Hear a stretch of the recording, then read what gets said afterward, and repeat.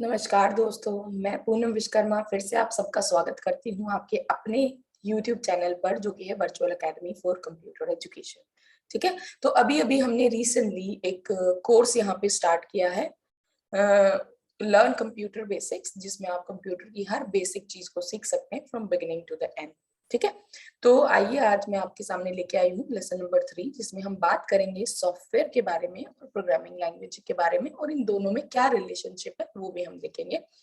तो lesson plan इस तरीके से है कि हम देखेंगे व्हाट इज सॉफ्टवेयर, सॉफ्टवेयर को समझेंगे कि सॉफ्टवेयर क्या होता है, हार्डवेयर और सॉफ्टवेयर में क्या रिलेशनशिप या क्या डिफरेंस होता है, कितने तरीके के सॉफ्टवेयर हमारे पास है, जो कि बेसिकली उसका क्या क्लासिफिकेशन है। फिर हम बात करेंगे कि प्रोग्रामिंग लैंग्वेजेस क्या होती हैं और क्यों इनको यूज किया जाता है। तो चलिए हम चलते हैं, सबसे पहले बात करते हैं सॉफ्टवेयर की। तो पीडीएफ का लिंक मैंने आपको डिस्क्रिप्शन में दे रखा है, वहां से पीडीएफ को डाउनलोड करके अपना पूरा रिवाइज कर सकते हैं थियोरेटिकली। देखिए यहाँ पे क्या लिखा है, software as you are aware computer can not do anything on its own. ठीक है, तो लेसन नंबर 1 में मैंने बहुत क्लियरली मेंशन किया है, एक्सप्लेन किया है। अगर आपने लेसन नंबर 1 नहीं देखा है तो I request you to watch it again, है ना, आप उसको दोबारा से देखेंगे जिससे आपको बेसिक्स क्लियर हो जाएगा। तो सॉफ्ट जो कंप्यूटर है, कंप्यूटर की जब हम लिमिटेशंस की बात कर रहे थे तो मैंने वहां पे बताया है कि कंप्यूटर बहुत अच्छी डिवाइस है, वो बहुत फास्ट काम करता है, बहुत स्टोरेज बहुत ज्यादा मिलता है हमें, एक्यूरेसी लेवल बहुत ज्यादा है, ये कभी टायर्ड नहीं होता है, ऐसे करके बहुत सारे एडवांटेजेस की बात करिए, कैरेक्टरिस्टिक्स की बात करिए। उसके साथ साथ मैंने आपको बताया है कि इसके पास कुछ लिमिटेशंस भी हैं, है ना। और वो लिमिटेशंस क्या है कि अपना डिसीजन खुद नहीं ले सकता। जिसके लिए मैंने एक एग्जांपल दिया था कि अगर मान लीजिए आपने कंट्रोल पी कर दिया, प्रिंट की कमांड दे दी, है ना, प्रिंट की कमांड देने के बाद कंप्यूटर के साथ प्रिंटर अटैच्ड है, लेकिन उसका जो पेज ट्रे है उसके अंदर पेजेस नहीं है, फिर भी आप देखोगे वो चलता रहेगा, कंटिन्यूअसली प्रिंट करता रहेगा, भले उसके पास पेज नहीं है। तो कंप्यूटर इतना इंटेलिजेंट नहीं है कि वो खुद से डिसीजन ले पाए कि वहां पे पेजेस नहीं है तो मैं प्रिंट कमांड फॉरवर्ड ना करूं। वो हमें खुद देखना पड़ेगा कि पेज नहीं है तो हम कमांड ना दें।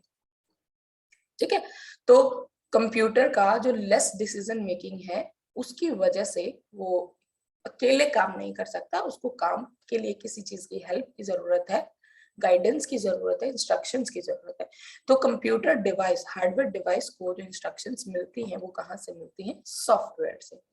ठीक है, अब it is user who instructs computer, obviously user he command देगा सबसे पहले। अगर मैं बात करूं सॉफ्टवेयर से भी पहले, सॉफ्टवेयर को रन करने के लिए हमें उसके ऊपर डबल क्लिक करना होगा। ठीक है, तो पहले किसने इंस्ट्रक्शन दी, यूजर ने दी। सॉफ्टवेयर अगर वो चला रहा है तो सॉफ्टवेयर में भी कब क्या क्या करना है यूजर की ही गाइडेंस के अकॉर्डिंग वो परफॉर्म होगा, लेकिन हार्डवेयर मशीन को चलाने के लिए एक सॉफ्टवेयर की रिक्वायरमेंट होती है। What to do, how to do and when to do. ठीक है, ये इंस्ट्रक्शंस कौन देगा, हम लोग देंगे, यूजर देंगे जो उसके सामने बैठ के उसके साथ काम कर रहे हैं। ठीक है, in order to perform any task, कोई भी टास्क परफॉर्म करने के लिए you have to give a set of instruction in a particular sequence to the computer. कुछ भी काम करना है, हमें प्रिंट करना है, हमें लेटर टाइप करना है, हमें कुछ फाइल डाउनलोड करना है, तो उसके लिए हमें कुछ सीक्वेंस ऑर्डर देना पड़ेगा। जैसे कि मान लीजिए मुझे कोई गेम डाउनलोड करना है किसी पर्टिकुलर वेबसाइट से, तो मैं क्या करूंगी, सबसे पहले वेरी फर्स्ट स्टेप कि मुझे सबसे पहले ब्राउजर ओपन करना होगा। ब्राउजर ओपन करने के बाद मैं एड्रेस बार पे यहाँ पे उस वेबसाइट का एड्रेस लिख के एंटर प्रेस करूंगी तो उसका पेज नीचे ओपन हो जाएगा। ओपन हो जाने के बाद मैं सर्च करूंगी वो डाउनलोड लिंक जहां से मैं उसको डाउनलोड कर सकती हूँ, फिर मैं उस पर क्लिक करूंगी जिससे वो डाउनलोड होना स्टार्ट हो जाएगा। मैं उसको एक पर्टिकुलर नाम से अपने कंप्यूटर में सेव करूंगी और पूरा प्रोसेस होने के बाद कंप्यूटर मेरे सिस्टम में आके सेव हो जाएगा। ये स्टेप्स हैं, ये इंस्ट्रक्शंस हैं जो हमें फॉलो करना है।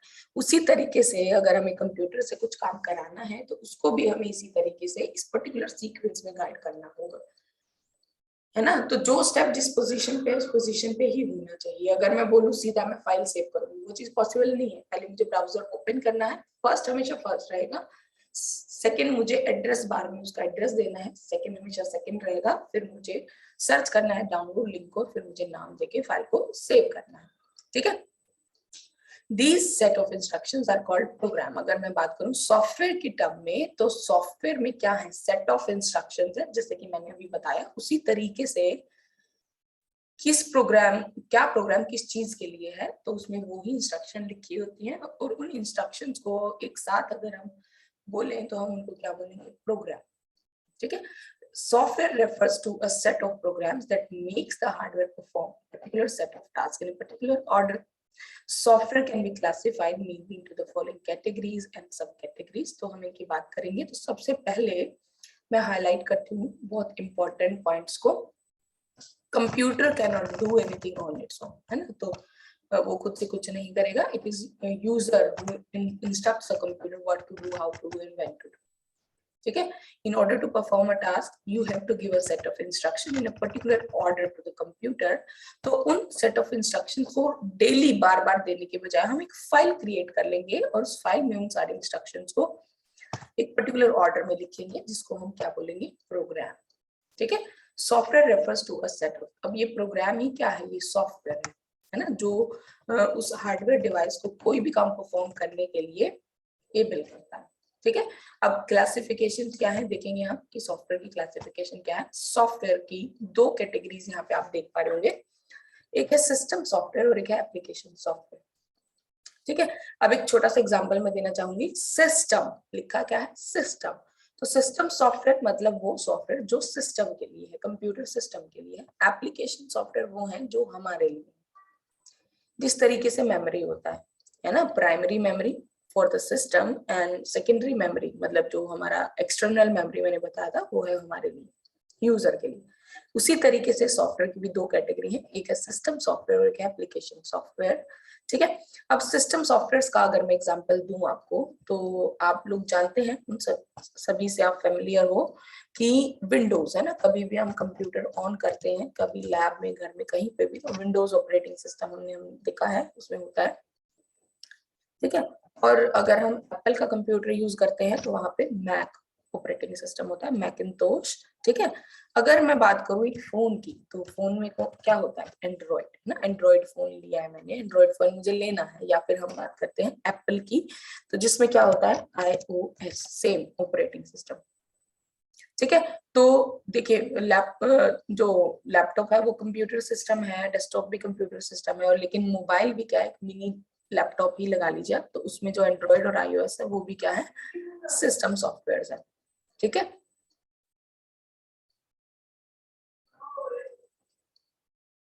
Windows, मैकिंतोश, Android and iOS। ठीक है, तो ये ऑपरेटिंग सिस्टम के कुछ एग्जांपल मैंने यहाँ पे दिए हैं। उसके बाद यूटिलिटीज सॉफ्टवेयर क्या है, ये जो मैंने यहाँ पे एग्जांपल दी है, ये है हमारे ऑपरेटिंग सिस्टम जो कि किसी मशीन को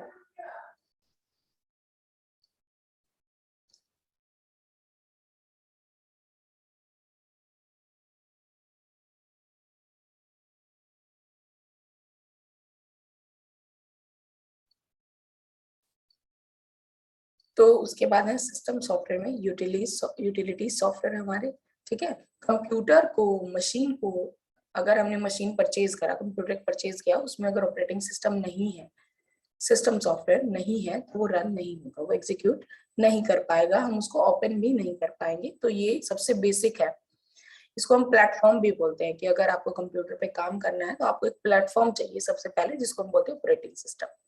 ठीक है, यूटिलिटीज क्या होता है कि अगर हमें इस सिस्टम की परफॉर्मेंस को इम्प्रूव करना है, एनहेंस करना है, जैसे कि वायरस अटैक है, वायरस रिमूव करना है, फाइल कंप्रेस करना है, डीकंप्रेस करना है, डिस्क को डीफ्रैगमेंट करना है ना, तो उसके लिए हमारे पास यूटिलिटी सॉफ्टवेयर होते हैं, जो कि इसी के लिए होते हैं, हमारे पर्पज से नहीं होते हैं, इसके लिए काम करेंगे। तो इसको भी हमने इसी क्लासिफिकेशन में, इसी कैटेगरी में सब कैटेगराइज किया गया है। नेक्स्ट हमारे पास है एप्लीकेशन सॉफ्टवेयर, जो कि यूजर के लिए है ना। तो एप्लीकेशन सॉफ्टवेयर की दो फर्दर कैटेगरीज हैं, जैसे कि generalised packages and customised packages. ठीक है, नाम से ही पता चल रहा होगा आपको, जनरल एप्लीकेशन जो जनरली मार्केट में अवेलेबल है, कुछ अमाउंट पे करके हम उनको इजीली यूज कर सकते हैं। कस्टमाइज एप्लीकेशन जो कि कोई भी ऑर्गेनाइजेशन अपने पर्पस से, अपनी रिक्वायरमेंट के अकॉर्डिंग एक सॉफ्टवेयर कंपनी से डेवलप कराता है। ठीक है, तो जनरल एप्लीकेशन जैसे कि आप मान लीजिए प्ले स्टोर से जो भी एप्लीकेशंस डाउनलोड करते हैं, दोज आर जनरल। वेबसाइट से कुछ भी सॉफ्टवेयर अगर आप डाउनलोड करते हो वो क्या है, जनरल एप्लीकेशन। लेकिन कस्टमाइज आपको ऐसे ही कहीं पे अवेलेबल नहीं मिलेंगी। कस्टमाइज वो एप्लीकेशंस होती हैं जो किसी भी ऑर्गेनाइजेशन को, किसी सॉफ्टवेयर कंपनी को कांटेक्ट करना होगा, उनको अपनी रिक्वायरमेंट्स बतानी होंगी और उनकी रिक्वायरमेंट्स के अकॉर्डिंग एक सॉफ्टवेयर डिजाइन डेवलप किया जाएगा जो कि उनके लिए ही होगा। हम अगर उससे कुछ काम निकलवाना चाहें तो दैट इज नॉट पॉसिबल। वो उनकी रिक्वायरमेंट के अकॉर्डिंग है, उनके काम को परफॉर्म करने के लिए, तो वो ही लोग उसको यूज करेंगे। तो क्यों? क्योंकि उन्होंने टेलर, उसको बोलते हैं टेलर मेड सॉफ्टवेयर, टेलरिंग कराना, कस्टमाइजेशन कराना, तो उनके अकॉर्डिंग होगा, तो उसको हम बोलेंगे कस्टमाइज्ड एप्लीकेशन। तो आइए कुछ एग्जांपल्स हम देखते हैं नीचे। सिस्टम सॉफ्टवेयर, तो याद होगा आपको सभी को कि मैंने जब लास्ट सेशन में रोम के बारे में बताया था, तो मैंने आपको कहा था कि मैं नेक्स्ट सेशन में आपसे इसके बारे में बात करती हूँ। तो आइए हम समझते हैं पहले रोम किस काम का है और क्यों ये सिस्टम में होता है। When you switch on the computer, the programs stored in ROM are executed, which activates different units of a computer. When you switch on, है ना, तो बहुत इंपॉर्टेंट चीज है कि जब आप कंप्यूटर ऑन करते हो, जैसे ही आपने प्लग सप्लाई, पावर सप्लाई उसको दिया, उसको ऑन किया पावर बटन से, तो सबसे पहला जो एक सॉफ्टवेयर, सबसे पहला जो प्रोग्राम रन होता है वो विंडोज नहीं होता। एंड्रॉयड मोबाइल है तो एंड्रॉयड नहीं होता। सबसे पहली एक चीज होती है जिसको हम बोलते हैं BIOS system, BIOS, basic input output system. मैं लिख देती हूँ यहाँ पे, ठीक है, वो है BIOS, BIOS system, basic input output system. और ये छोटा सा प्रोग्राम है रोम के अंदर।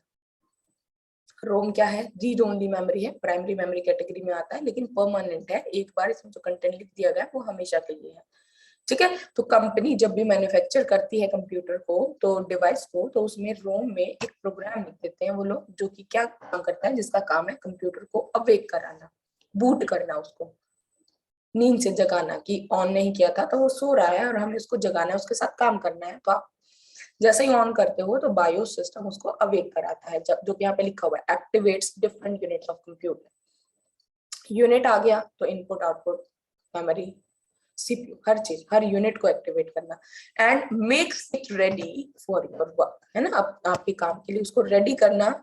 This set of programs can be called system software. ये भी किस कैटेगरी में आता है? सिस्टम सॉफ्टवेयर की कैटेगरी में आता है, क्योंकि हमारे लिए नहीं है, ये कंप्यूटर के लिए है, उसको एक्टिवेट करेगा, उसकी डिवाइसेस को एक्टिवेट करेगा, ठीक है। तो system software are set of programs responsible for running the computer, controlling various operations of a computer system and management of computer resources.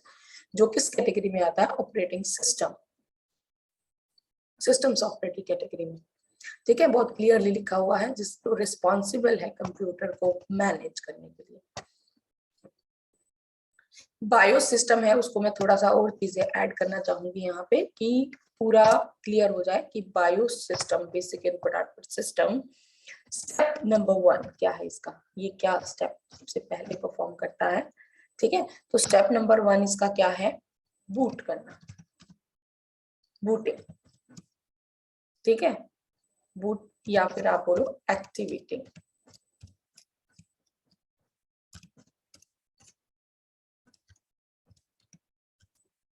Activating the devices, ठीक है।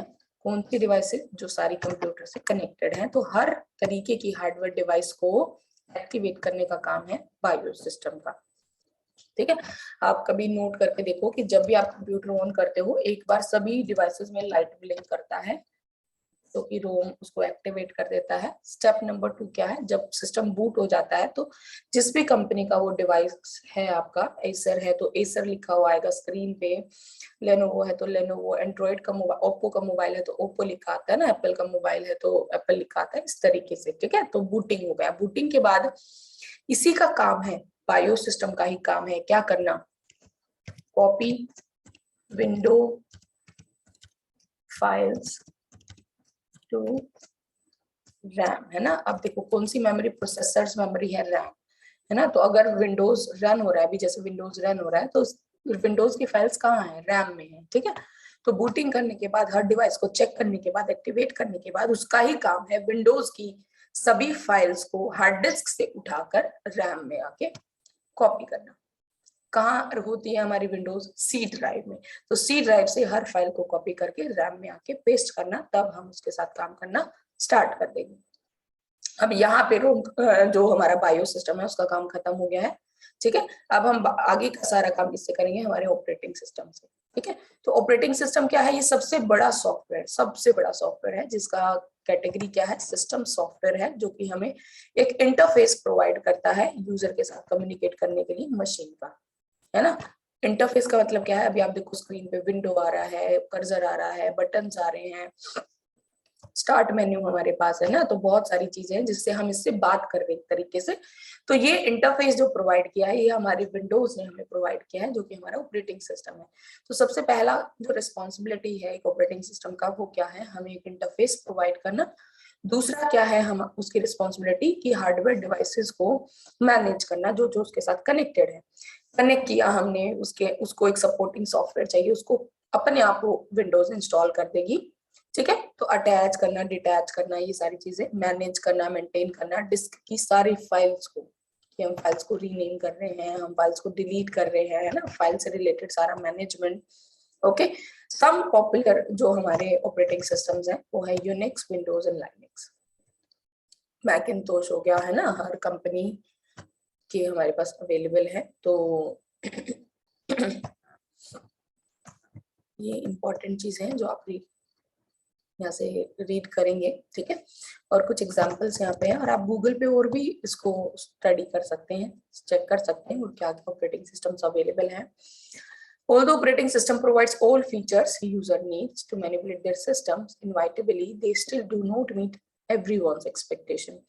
This had led to another type of system software, and that is a utility software. These are programs that bridge the gap between the functionality of OS and the needs of the user. Utility programs are broad category of software such as compressor, decompressors of file, antivirus software, split and join files of a software, etc. जो उसकी accuracy को, efficiency को और ज्यादा improve करेंगे, ठीक है। अब कुछ एग्जांपल्स हैं यहाँ पे, आप देखिए एप्लीकेशन सॉफ्टवेयर, ठीक है। जनरल एप्लीकेशंस हैं, कस्टमाइज एप्लीकेशन है, ठीक है। तो मैं सीधा पॉइंट पे आती हूँ। जनरल एप्लीकेशंस में आप देखो word processing software for preparing documents. तो ये तो जनरल एप्लीकेशंस हैं, आप किसी भी वेबसाइट से, किसी भी कंपनी से उसको परचेज कर सकते हैं कुछ अमाउंट पे करके, और आप उसको यूज कर सकते हो फॉर प्रिपेयरिंग डॉक्यूमेंट। उसी तरीके से स्प्रेडशीट के लिए भी है हमारे पास, डेटा एनालिसिस के लिए भी, जो कि एग्जांपल यहाँ दिए गए हैं। प्रेजेंटेशन के लिए भी हमारे पास है, डेटाबेस क्रिएशन के लिए भी हमारे पास है, मैनेजमेंट के लिए, एंड ग्राफिक टूल्स भी हमारे पास होते हैं, ठीक है। उनकी हेल्प से हम बहुत हाई क्वालिटी इमेजेस वगैरह डिजाइन कर सकते हैं, ठीक है। So these are general application, generally available है, you can purchase and you can use. Customized packages, these are the applications that are customized or developed to meet the specific requirement of the organization and institution. For example, student information, मैं घर में इसको purchase करके अपने काम के लिए use कर सकती हूँ? नहीं कर सकती, क्योंकि ये क्या है, पर्टिकुलर है कि इसमें स्टूडेंट की इंफॉर्मेशन को इंसर्ट, क्रिएट, मैनेज किया जाएगा। पेरोल सिस्टम, कोई भी कंपनी अपने एम्प्लॉयज का सैलरी कैलकुलेशन के लिए पेरोल पैकेज यूज करेंगे। इन्वेंट्री मैनेजमेंट के लिए वो इन्वेंट्री कंट्रोल सॉफ्टवेयर कस्टमाइज कराएंगे। तो ये वो सॉफ्टवेयर है जो कस्टमाइज्ड है, पर्टिकुलराइज है। तो हम जनरली उनको यूज नहीं कर सकते कि हमने परचेज किया और उनको यूज किया, हमारे किसी काम के नहीं है, ठीक है। तो वो एप्लीकेशन जो यूजर, जो कंपनी, कोई भी ऑर्गेनाइजेशन अपनी नीड्स के अकॉर्डिंग डिजाइन करवाते हैं, तो इसको बोलते हैं कस्टमाइज्ड, ठीक है। आई होप आपको हर क्लासिफिकेशन बहुत अच्छे से क्लियर हो गया होगा, ठीक है। तो अब हम बात करते हैं कंप्यूटर लैंग्वेजेस की। तो उससे पहले मैं आपको एक पीपीटी यहाँ पे दिखाना चाहूंगी, जिससे आपको बहुत इजीली ये चीज क्लियर हो जाएगा। इंट्रोडक्शन टू प्रोग्रामिंग लैंग्वेजेस, ठीक है। तो बहुत दो क्वेश्चंस होते हैं हमारे दिमाग में जब भी हम सॉफ्टवेयर या प्रोग्रामिंग लैंग्वेज के बारे में सुनते हैं, पढ़ते हैं। तो सबसे पहला क्वेश्चन है, what is a programming language? Language है, लेकिन ये प्रोग्रामिंग लैंग्वेज क्यों है ना। फिर why do we need a programming language, है ना। तो दोनों क्वेश्चंस का आंसर हम देखते हैं आज, ओके। तो लास्ट आप देखेंगे यहाँ पे मैंने क्या एक इमेज यूज किया है, जिसमें कंप्यूटर डिवाइस है और एक लेडी बैठी हुई है जो कंप्यूटर पे काम कर रही है ना।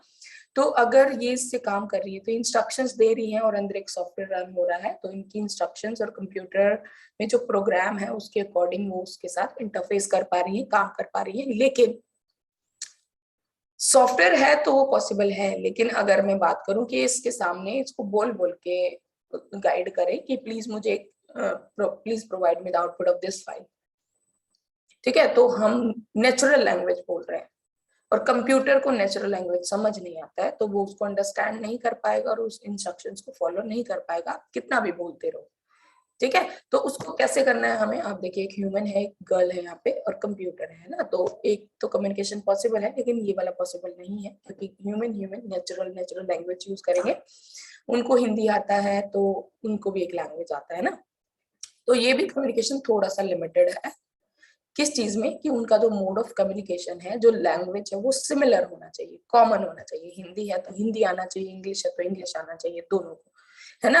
एक इंग्लिश है और एक हिंदी है तो कम्युनिकेशन जो है वो हमारा पॉसिबल, ठीक है। तो अगर इन्होंने इंग्लिश में बोला और मीडिएटर ने उसको हिंदी में ट्रांसलेट करके गर्ल को एक्सप्लेन कर दिया तो उसको अंडरस्टैंड कर सकती है।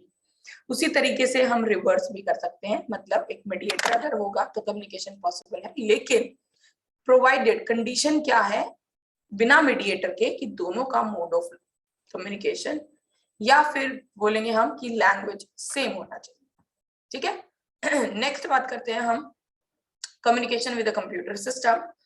कंप्यूटर सिस्टम को बस जीरोस एंड वंस ही समझ आता है, उसको नेचुरल लैंग्वेजेस समझ नहीं आता है, तो हम 0101 बोल के कुछ डायलॉग्स बोल के उसको इंस्ट्रक्ट नहीं कर सकते, तो वो कम्युनिकेशन पॉसिबल नहीं है।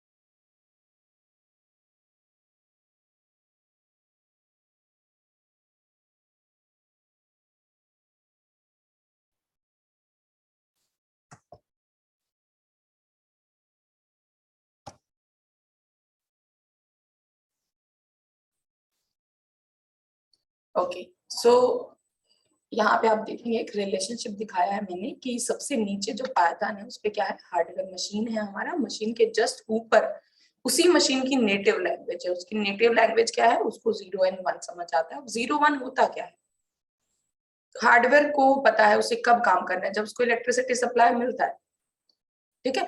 इलेक्ट्रिसिटी सप्लाई को आप दो मोड्स में बोल सकते हो, या तो वो ऑन है या तो वो ऑफ है, ठीक है। तो सप्लाई मिलना मतलब 1, सप्लाई ना मिलना मतलब 0, है ना। तो ऑन और ऑफ इस तरीके से हम समझेंगे, तो उसको ये दो चीजें ही समझ आती हैं, तो उसको हम दो स्टेट में ही लेते हैं, एक 1 और एक 0, ऑन एंड ऑफ, ठीक है। तो 0 और 1 मिला के उसकी जो पूरा डिजिट्स हैं वो क्या बनता है, उसका लैंग्वेज, उसका नेटिव लैंग्वेज, उसका मदर टंग, जो कि क्या है, मशीन लैंग्वेज, ठीक है। उसके बाद हम बात करते हैं असेंबली लैंग्वेज का। अब असेंबली लैंग्वेज क्या है, उससे थोड़ा सा ऊपर का लेवल इंप्रूव हो जाता है, इंक्रीज हो जाता है, जिसमें हम मशीन के बजाय कुछ सिंबल्स हमारे पास होते हैं, जैसे कि add for addition, move for move. ये दो ही एग्जांपल मैंने लिए हैं, इससे आई गेस आपको क्लियर हो गया होगा। तो it means add A B, add the content of B register into A, move the contents of R2 register into R1, है ना। तो ये छोटी छोटी इंस्ट्रक्शन। अब जो रोम के बारे में मैंने आपको बताया, रोम जो है वो असेंबली लैंग्वेज को यूज करके ही बनाया गया है, उसमें सारे वो इंस्ट्रक्शंस होते हैं जो कि असेंबली लैंग्वेज में हम देते हैं। फिर हम बात करते हैं हाई लेवल लैंग्वेजेस की। अब देखिए मशीन लैंग्वेज हमारे लिए अंडरस्टैंड करना, लर्न करना और उसमें प्रोग्राम्स लिखना बहुत ही ज्यादा मुश्किल है, इम्पॉसिबल बात, ठीक है। लेकिन हम क्या कर सकते हैं, हम हाई लेवल लैंग्वेजेस सीख सकते हैं, असेंबली भी सीख सकते हैं, but it is not that much understandable, उतना ज्यादा इजी नहीं है उसमें काम करना। फिर उसके बाद हमें एक और लेवल मिलता है जिसको हम बोलते हैं हाई लेवल लैंग्वेज, जो कि मैंने कुछ एग्जांपल दिए, कुछ दिए हैं ऊपर, जावा, सी एंड C++, ठीक है। तो इस तरीके से हमारे पास बहुत सारी हाई लेवल लैंग्वेजेस होती हैं जिसमें हम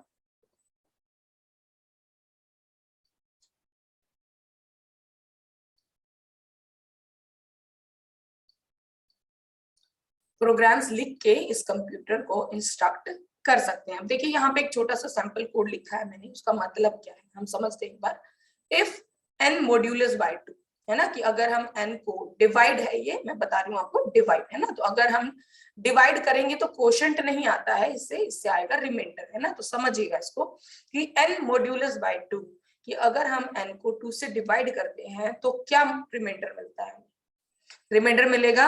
अगर 0 मिलता है तो देखिए मैंने इक्वल साइन यूज किया हुआ, तो इक्वल का मतलब क्या है, हम कंपेयर कर रहे हैं उन दोनों चीजों को, कि अगर रिजल्ट रिमाइंडर हमें 0 मिलता है तो नंबर क्या हो गया, इवन नंबर हो गया, तो हम आउटपुट दे देंगे इवन, अदरवाइज हम क्या आउटपुट देंगे, ओड। तो एक छोटा सा कोड क्रिएट किया गया है एक नंबर को चेक करने के लिए कि नंबर ऑड है या इवन है, ठीक है। तो ये हाई लेवल लैंग्वेज कोड है। अब देखिए 0 की जो सीरीज है उसको समझने से अच्छा है असेंबली लैंग्वेज। अब उससे भी ज्यादा फैमिलियर और फ्रेंडली कौन है हमारे लिए, हाई लेवल लैंग्वेज। तो हम इसको सीख सकते हैं। देखिए हम बाइनरी तो नहीं सीख सकते कि हम डायरेक्ट उसके साथ कम्युनिकेट कर सकें मशीन के साथ, हाँ, लेकिन बीच में कॉमन ऐसी लैंग्वेज हम ले सकते हैं कि जो उसको भी समझ आएगा और हमें भी समझ आएगा। तो उसको हम सीख के उसमें प्रोग्राम्स लिख के इंस्ट्रक्शंस लिख के इसको फीड करेंगे, और इसके अंदर एक प्रोग्राम ऐसा होगा जो इस पूरे हाई लेवल लैंग्वेज के कोड को 1 by 1 instruction wise 0s and 1 में कन्वर्ट करता रहेगा। तो वो प्रोसेस कैसे होगा, देखिए हाई लेवल लैंग्वेज कोड और असेंबली ये दोनों ही कंप्यूटर के लिए अंडरस्टैंडेबल नहीं है। क्यों? क्योंकि उसके लिए अंडरस्टैंडेबल दो ही चीज है, और वो है 0 and 1 उसका मशीन लैंग्वेज, ठीक है। तो ये कैसे होगा, हाई लेवल लैंग्वेज का कोड हमने जो भी लिखा, जो भी सॉफ्टवेयर हाई लेवल लैंग्वेज में है, तो उसको कन्वर्ट किया जाएगा कंपाइलर और इंटरप्रेटर की हेल्प से, और उसको कन्वर्ट कर देंगे वो प्रोग्राम 0s and 1 में। सेम वे असेंबली लैंग्वेज के कोड को भी एक असेंबलर है जो ट्रांसलेटर है उसका, वो भी उसको किसमें कन्वर्ट कर देगा, 0s and 1s, ठीक है। तो 0 and 1 हम लर्न नहीं कर सकते, असेंबली भी हम लर्न तो कर सकते हैं, लेकिन इतना ज्यादा फ्रेंडली नहीं है हमारे लिए प्रोग्राम्स लिखना, सॉफ्टवेयर क्रिएट करना। लेकिन ये बिल्कुल इंग्लिश के तरीके से लैंग्वेज होता है हाई लेवल लैंग्वेजेस। तो जो भी आपको पसंद आए, C++, जावा, पाइथन, .NET, बहुत सारी हमारे पास लैंग्वेजेस है, तो उसको हम लर्न करके उसका पूरा स्टडी करके, एक लैंग्वेज है तो इसका प्रॉपर ग्रामर, रूल्स और सिंबल्स और सारी चीजें होती हैं, उनको समझ के हम इंस्ट्रक्शंस लिख के इसको फीड करेंगे, फिर कंपाइलर उनको ट्रांसलेट करेगा 0 और 1 में, फिर उसको इंस्ट्रक्शन मिलेगा उस मशीन को कब क्या करना है, ठीक है। So that was all about software, ठीक है। तो computer languages are means of communication, yes, इससे हम कम्युनिकेट करते हैं। तो इसी तरीके से हम डिवाइस से भी कम्युनिकेट करेंगे। Normally people interact with each other through the language on the same pattern. Communication with computers is carried out through a language, है ना, एक लैंग्वेज के थ्रू ही कैरी आउट किया जाएगा। The language is understood both by user and the machine, है ना, दोनों से अंडरस्टूड किया जाएगा।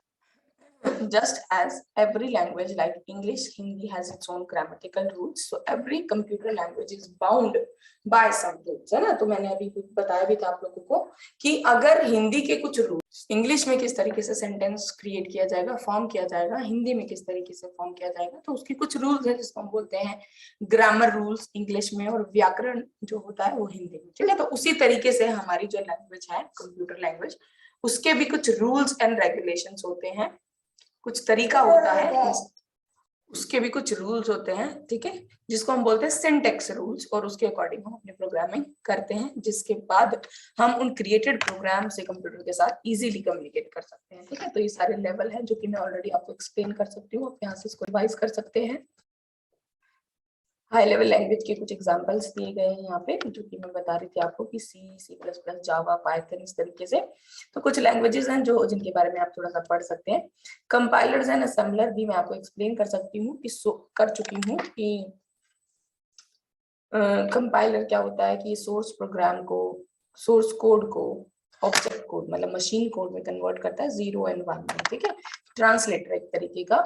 उसी तरीके से हम असेंबली लैंग्वेज के लिए भी हमारे पास जो कि source program of assembly language को ऑब्जेक्ट प्रोग्राम मतलब मशीन कोड में कन्वर्ट करता है, ठीक है। So that is all about, I hope आपको हर चीज अब अच्छे से समझ आ गई होगी कि सॉफ्टवेयर क्या होता है, प्रोग्रामिंग लैंग्वेज क्या होता है, क्यों क्या रिलेशनशिप है दोनों में।